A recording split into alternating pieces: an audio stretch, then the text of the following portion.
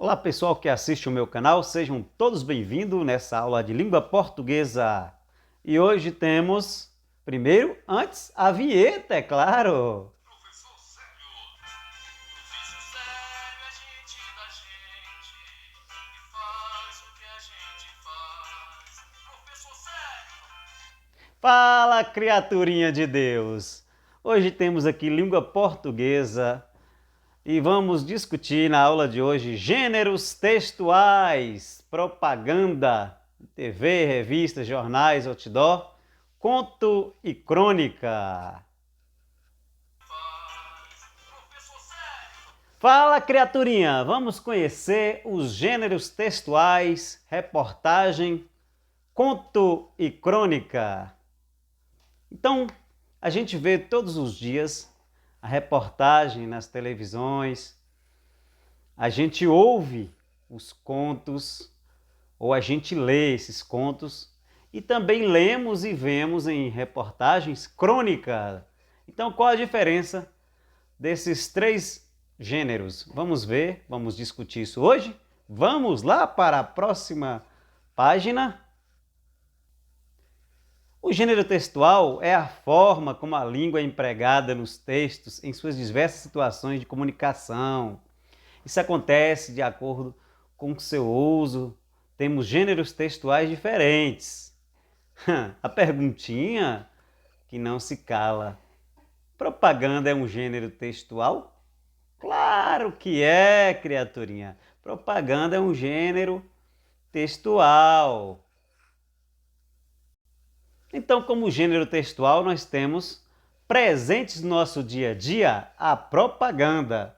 Um ditado muito antigo disse: a propaganda é a alma do negócio. Alguns dizem que a propaganda é a arma do negócio. Então, a propaganda é interessante e está presente nas revistas, nos jornais, nos outdoors, na televisão, na internet, até mesmo nos muros nós temos propaganda. Temos propaganda em todos os lugares. Então vamos para o próximo. Propaganda é a divulgação de uma mensagem buscando persuadir opiniões ou primar por informações a fim de convencer o leitor a obter apoio para uma ideia vinculada e tem por objetivo conquistar as pessoas com informações através da língua escrita e visual, e para isso usa como suporte imagens e textos. Então, todos nós vimos e vemos a propaganda, não é? Às vezes ouvimos essa propaganda no rádio, quando ela é falada, mas ali já houve uma escrita, já tem um enredo, já tem um texto. Então, a gente percebe que a propaganda é feita para persuadir, para mostrar uma opinião, para dar uma informação. É a fim de convencer quem está lendo, não é? Quem está ouvindo, quem está obtendo aquela propaganda. E quais são as características da propaganda? A propaganda tem as características de um gênero discursivo, que se preocupa com o efeito junto ao receptor, ou seja, a pessoa que está ouvindo, utiliza uma linguagem direta. A propaganda tem que ser clara e persuasiva, óbvio.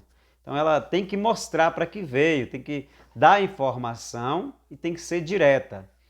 Quase sempre a propaganda é constituída por imagens. Texto utiliza também a linguagem verbal, a linguagem visual e a linguagem verbal e visual. O que é a linguagem verbal? A propaganda que tem a escrita, que tem o texto. A visual é aquela que se apropria de desenhos, de gráficos. E a verbal e visual junta é aquela que tem a escrita e os desenhos, a verbal e a visual, tudo no mesmo contexto. Possui como característica marcante a linguagem argumentativa. Ela é expositiva, ela pode também haver pequenas descrições, aumento da expressividade, usando cores, sons e impressões. Ela pode se utilizar de vários recursos para que a informação seja transmitida. Então, o objetivo maior da propaganda é vender a informação de uma forma que vai persuadir quem está ouvindo, vai levar o leitor a entender, a compreender as informações que estão sendo passadas. Então, o objetivo maior é você informar. O texto é claro, ele é bem objetivo e as mensagens costumam despertar sentimentos, emoções e sensações. Quem nunca teve uma propaganda que não marcasse sua vida, não é? Para os mais antigos, tinha uma propaganda de bicicleta que dizia assim: não esqueça minha Caloi. Então era uma propaganda de bicicleta e as pessoas que nasceram nos anos 80, todo mundo vai lembrar dessa propaganda. Não esqueça minha Caloi. O texto tem como características da propaganda, ele vai ser um texto argumentativo, ou seja, sempre terá um argumento, sempre terá uma ferramenta para convencer o leitor. Ele pode ser de maneira expositiva, ele vai expor um produto ou alguma coisa, informação, de maneira que o leitor compreenda o que tem naquele produto ou naquela coisa. Ele vai ser informativo e ele vai ser persuasivo. Então ele vai sempre informar e sempre vai tentar convencer o leitor de que aquele produto ou aquela coisa é a melhor e é a coisa indicada. Em alguns momentos, essa informação pode ser feita para comparar produtos. Em outros momentos, essa informação pode ter o único objetivo de esclarecer aquilo que está sendo exposto. Pode ser uma coisa, pode ser um produto, pode ser pessoa, pode ser um livro, pode ser um carro, pode ser uma bicicleta, pode ser um celular, pode ser um notebook, né? Pode ser várias coisas. Então, a propaganda é utilizada em nosso meio a todo tempo e a gente está vendo propagandas. O texto pode ser informativo, é um dos gêneros que leva a informação ao leitor, ele divulga em revista, ele pode ser em livros, pode ser em jornais. Sempre tem a intenção de deixar o leitor bem informado. Isso é quando ele é informativo, tá vendo? Tá falando informativo, vem da palavra informação. O texto argumentativo é o texto marcado pela defesa de um ponto de vista, procurando sempre, por todos os meios, que o leitor aceite a ideia, vai sempre tentar convencer o leitor de que aquela ideia é a mais interessante. Estou usando um argumento, estou argumentando, aí é um texto argumentativo. O texto será expositivo quando os textos possuem a função de expor determinada ideia, de expressar determinada ideia por meio de recursos como definição, conceitos, informação, descrição, comparação. E o texto pode ser persuasivo, é aquele que indica uma ordem de que modo o emissor objetiva orientar e persuadir o receptor. Por isso apresenta, na maioria dos casos, verbos no imperativo. Então, os verbos no imperativo. Verbos no imperativo é quando indica uma ordem, uma sugestão, um pedido, né? Faz um pedido. E aí o verbo está, socorram-me, vamos fazer, vamos adquirir, vamos construir. Então isso é um pedido. Isso está numa parte que usa-se muito para persuadir, para levar o leitor a ter uma aceitação daquilo que você está dizendo. Sim, mas como é o discurso da propaganda? O texto é composto por linguagens verbais e não verbais, óbvio. O seu discurso tem caráter persuasivo, pois tem a intenção de chamar a atenção, seduzir e convencer o público-alvo. O publicitário, ou seja, o autor do texto, é alguém que conhece não apenas de linguagem, mas também de sentimentos e emoções.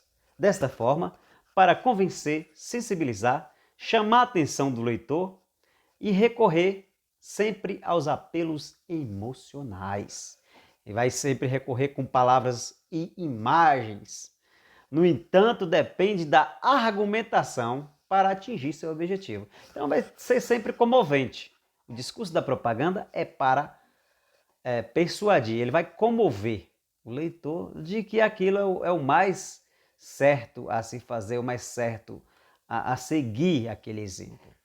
Então, vocês observem que as propagandas a todo momento estão seduzindo a gente. A todo momento está surgindo algo novo. Por exemplo, quem tem um celular diz que o celular já está ultrapassado, eu preciso de um celular melhor. Aí vai para a propaganda que faz e vai ser convencido de que o celular que ele tem ainda não é o suficiente. Daqui a pouco ele deixa de ser, porque tanta propaganda, um outro aparelho já consta como sendo superior ao dele e faz com que, às vezes, a gente troque de celular até sem necessidade. É para isso que serve a propaganda, para persuadir. Eu, por exemplo, tive que trocar de celular. Por que eu tive que trocar de celular? Pela necessidade, não foi por uma propaganda. Então veja bem, o celularzinho que eu tinha era esse.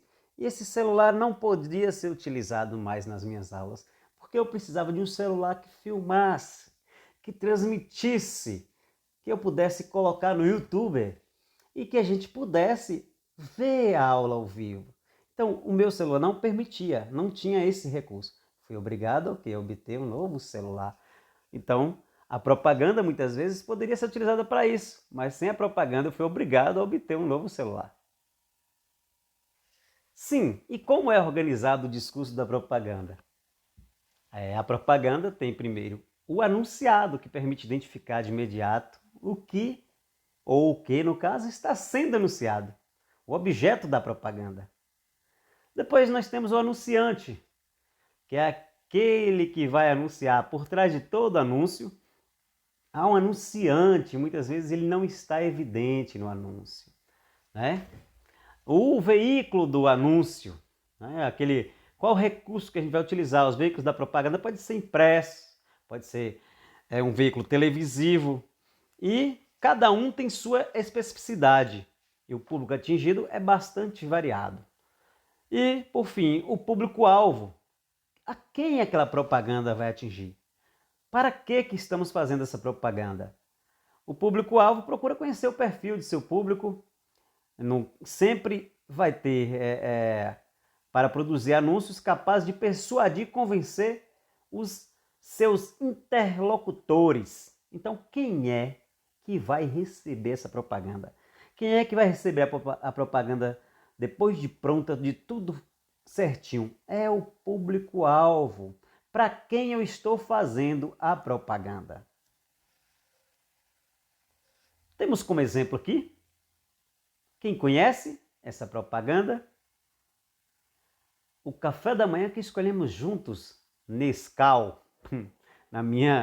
No meu passado não muito remoto, a gente falava todinho, era o top do momento.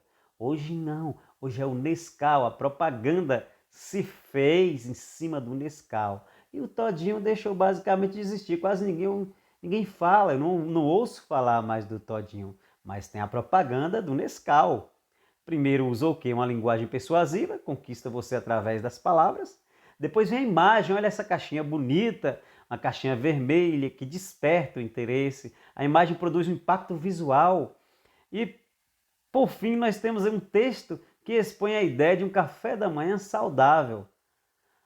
Temos mais outra informação de que o produto é para o café da manhã. Então você tem que adquirir para o café da manhã esse produto. Escolhemos juntos é um argumento para usar o produto no café da manhã. Então já leva você a lembrar que no café da manhã tem que ter o Nescau. Essa propaganda é uma propaganda mais recente. Eu já falei, a do Todinho era mais antiga, né? O Todinho era Todinho, sabor que alimenta.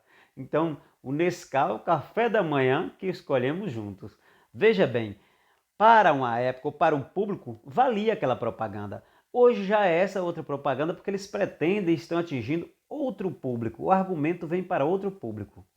Passando um pouco mais, vamos para a linguagem ou as linguagens da propaganda. A propaganda para seus sentidos pelo conjunto de linguagens que combina e explora. Como é que é feita a propaganda? Ela gera o quê? Ela gera os sentidos de um conjunto.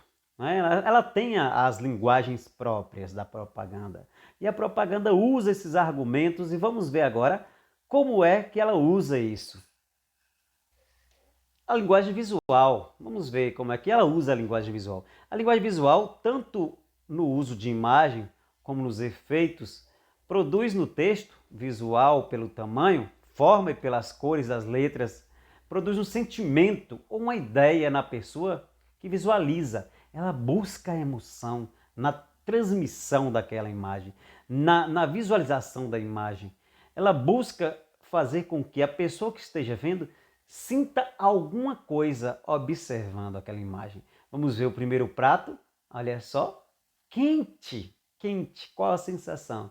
A sensação que a gente tem é de imediato que está fresquinho, quente. Depois temos um rostinho agora. Alegre. Olha. Alegre. Que beleza. Alegre.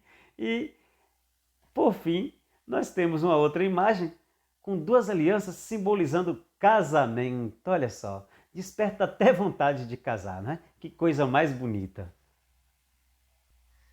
Aqui partimos para a linguagem verbal e visual. É quando se usa as duas juntas, né? A comunicação escrita e o desenho. A comunicação na linguagem verbal e visual tem como característica principal o uso das frases curtas associadas à imagem, reforçando o sentido. No primeiro desenho nós temos uma escrita. Isso é o quê? Uma risada, um sorriso, né? Alguém está sorrindo. No segundo caso, nós temos aí o menino maluquinho. E o que o menino maluquinho está fazendo? Olha, veja bem, ele está transportando alguma coisa. E na última imagem, nós temos esse me perdoa. Ou esse me perdoa, vai. Olha, olhar triste, me perdoa, perdoa. Então, o cachorrinho está fazendo um pedido e ele está de uma forma, de uma cara triste, que vai convencer você a perdoá-lo. Me perdoa.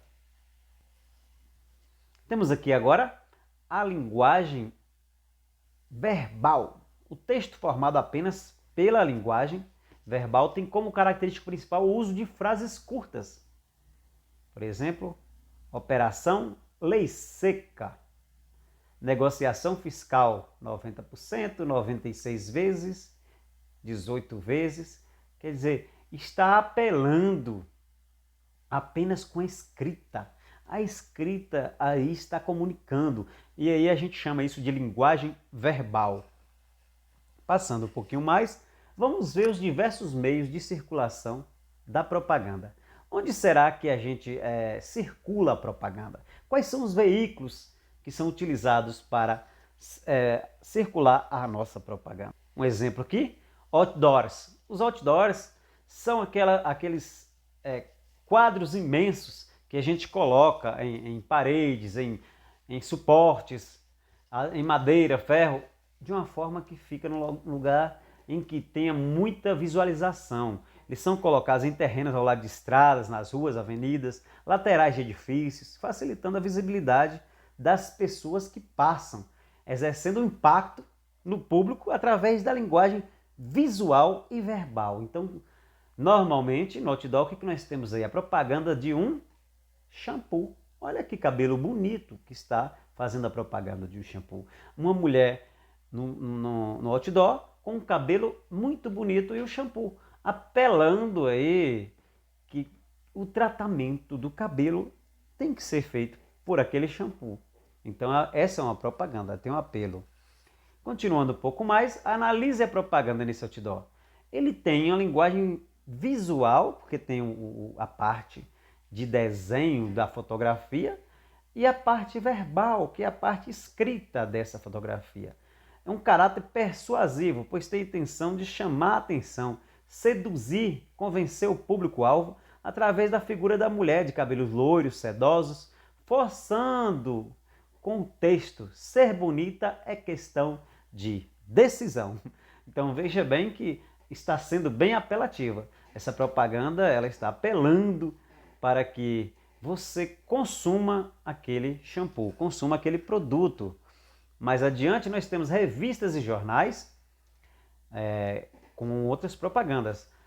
Vejamos, com as novas tecnologias foram criadas novos veículos de circulação das propagandas. Desta forma, temos jornais e revistas impressas e também digitais, onde circula a propaganda com o uso de linguagem visuais e verbal. Com apenas um clique teremos o acesso ao objetivo desejado. Aí nós temos uma revista famosa, né, no Brasil, revista Época. Depois nós temos um outro meio que é o jornal impresso. E por fim nós temos um tablet que pode dar acesso a tudo isso de maneira digital. Então aí são revistas e jornais de maneira digital. Mais adiante nós temos a análise da propaganda em revistas e jornais. Como é que ela é feita? O que tem de diferente? É uma linguagem visual e verbal, ou seja, ela vai ter desenhos e escrita, ou fotografias e parte escrita, de um caráter persuasivo, pois tem a intenção de chamar a atenção, seduzir, convencer o público-alvo, né? Convencer as pessoas, convencer o leitor. Essa propaganda usa a função poética atrelada ao texto e reforça a mensagem através de frase que define ser mãe, sempre transmitindo o melhor ser que a vida tem. Divulga a marca da Globo FM 89.9 através do texto. Você não ouve, você não sente. Quer dizer, se você ouvir, você vai sentir. Se não ouvir, não sente. Então, já é apelativo. Veja aí que está sendo apelativo porque é um caráter que usa a persuasão, está convencendo. Mais adiante, nós temos agora a propaganda na televisão. Propaganda na televisão é um espaço muito valorizado por alcançar grande número de ouvintes e telespectadores. Utiliza texto, imagens e som em suas propagandas. Então, a imagem da televisão é uma imagem muito completa, porque ela mostra, ela tem o som, ela tem a escrita e ela tem também o desenho. Você utiliza de todos os recursos, as cores e muito mais para poder fazer a persuasão do público-alvo. Analisando a propaganda da televisão, nós temos como a linguagem visual e verbal, como já falei, caráter persuasivo, pois tem a intenção de chamar a atenção, seduzir e convencer o público-alvo através de imagem para as mulheres se sentirem deusas gregas. Veja bem, aí nós temos algumas imagens que seduz realmente. É necessário que observe-se, ou melhor, observe-se, que a televisão consegue hoje entrar na maioria dos lares do nosso país. Poucas as pessoas não têm televisão em casa ou não têm acesso, são pouquíssimas. E a gente às vezes vê faltar comida e muitas vezes faltando comida tem uma televisão dentro de casa. Percebem que ela se tornou um objeto muito mais consumível do que a própria alimentação. Bem, agora para diante, nós vamos conhecer os gêneros textuais, conto e crônica. Crônica eu já falei, mas eu vou voltar a repetir, mas o conto é necessário agora porque a gente vai fazer uma comparação entre esses dois gêneros, né? O conto e a crônica. Muitas vezes se confunde, hein? Se confunde. Eu observei que algumas atividades de alunos que estão enviando estão confundindo conto com crônica. Por isso a necessidade de estarmos aqui batendo nesse assunto, falando novamente sobre conto e crônica. Vamos conhecer os gêneros textuais conto e crônica? Vamos lá. Fala, criaturinha! Vamos lá? Característica dos textos no conto e crônica. A crônica tem discurso descritivo, narrativo ou argumentativo. O conto tem um discurso simplesmente narrativo. Vamos para adiante. A crônica. Crônica é um relato de acontecimentos, de fatos corriqueiros inerentes ao cotidiano social, veiculado por jornais e revistas. São aqueles que são transmitidos em jornais e revistas. O cronista lança a mão de sua criatividade, ou seja, ele usa a criatividade para incrementar com um toque de bom humor, aí ironizar também, às vezes ele pratica ironia dentro da crônica, uma estrutura narrativa com marcas subjetivas do produtor do texto. Então, observe que tem opinião, o cronista coloca a opinião dele na crônica, gente. Ele vai ter sempre um cunho de influenciar dentro da crônica. A crônica tem característica descritiva, ela narrativa ou argumentativa. Descritiva, descrição, é descrever o fato, é como se fosse uma fotografia. Narrativa é aquilo que se usa do aspecto temporal para ir narrando, e a argumentativa é quando se usa conceitos para persuadir, né? Nós vamos usar conceitos que vai convencer, persuadir que a sua opinião é a opinião correta e sensata daquele texto. É um texto com estilo entre o jornalístico e o literário, visto que não trata apenas de uma reportagem, porém procura emocionar e convidar o leitor a refletir sobre o texto e tirar suas próprias conclusões. Observemos alguns fragmentos adiante. Observaremos. Eles são inerentes das citações de importantes autores como Machado de Assis. E o que Machado de Assis conta nesta crônica? A crônica é a semana. Vamos ver essa crônica? A crônica A Semana de Machado de Assis começa assim: 24 de abril. Na segunda-feira da semana que findou, acordei cedo, pouco depois das galinhas, e dei-me ao gosto de propor a mim mesmo um problema. Verdadeiramente era uma charada, mas o nome do problema dá dignidade e exercita para logo a atenção dos leitores austeros. Sou como as atrizes que já não fazem benefício nas festas. Começando de novo de austeros, né? Dignidade excita para logo a atenção dos leitores austeros. Sou como as atrizes que já não fazem benefício, mas festa artística. A coisa é a mesma, os bilhetes crescem de igual modo, seja em número, seja em preço. O resto, comédia, drama, opereta. Uma polca entre dois atos. Uma poesia, vários ramalhetes, lampiões fora e os colegas em grande gala oferecendo em cena o retrato à beneficiada. Observe que o linguajar de Machado é um pouco rabuscado, mas para a época era uma crônica que dizia sobre o tempo, sobre os costumes, sobre o que eles faziam. Continuando, ele ainda não terminou a crônica, ele diz assim: tudo pede certa elevação. Conheci dois velhos, estimáveis vizinhos, que assistiam todos os dias à sua festa artística. Um era cavaleiro da Ordem da Rosa, por serviços em relação à Guerra do Paraguai. O outro tinha o posto de tenente da Guarda Nacional da Reserva, o que prestava bons serviços. Jogavam xadrez e dormiam no intervalo das jogadas. Despertavam-se ao outro desta maneira: caro major, pronto. Comendador, variavam às vezes: caro comendador. Aí vou, major. Aí vou, major. Tudo pede certa elevação. Então, observa que eles estavam dormindo e acordavam, tratando os outros dessa forma. Aí vou, vai jogar, que cochilavam nesses textos. Então, era temporal. É um texto da fonte de obra completa de Machado de Assis, na editora Rio de Janeiro, né?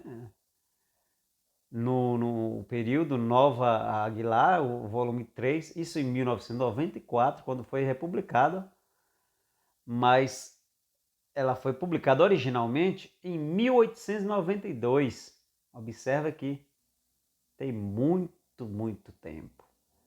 E é uma crônica temporal, toda crônica é temporal, então ela tem a data, ela tem um período, ela fala de um fato ocorrido em determinada época, e é assim que é uma crônica. Observa que ele tem um ponto de vista dentro desse texto.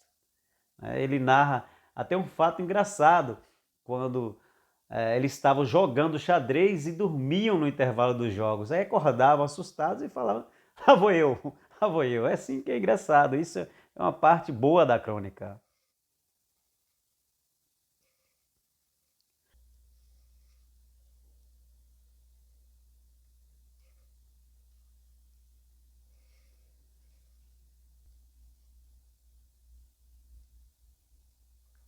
Então, sentia falta da pequena briga pelo sol, ou melhor, repetindo, sentia falta da pequena briga pelo sal no tomate.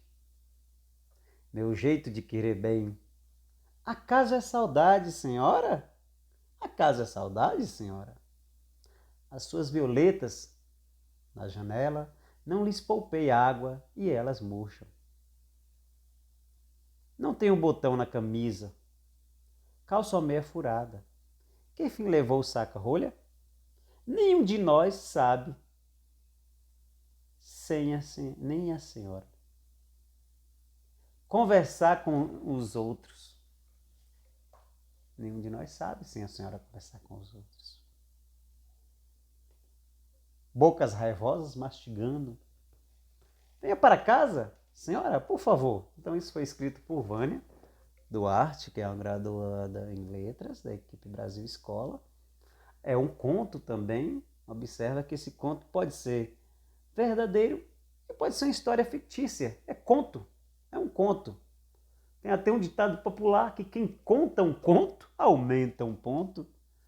Engraçado que a história pode ser fictícia, mas a crônica não. Na crônica não pode ser fictícia. Na crônica tem que ter o tempo real, tem que ter o fato ocorrido. E ele tem que, como característica, ser curto, ser breve. E pode ter opinião própria, assim como nós temos. E o que a gente aprendeu hoje? Aprendemos que você agora conhece a diferença de propaganda, conto e crônica. As atividades serão solicitadas pelo seu professor na aula. E, como sempre, a gente está reinventando. E aí pode se tornar até, olha, escuta. Fala, criaturinha. Pode se tornar até o youtuber. Todos, muito obrigado e até a próxima aula.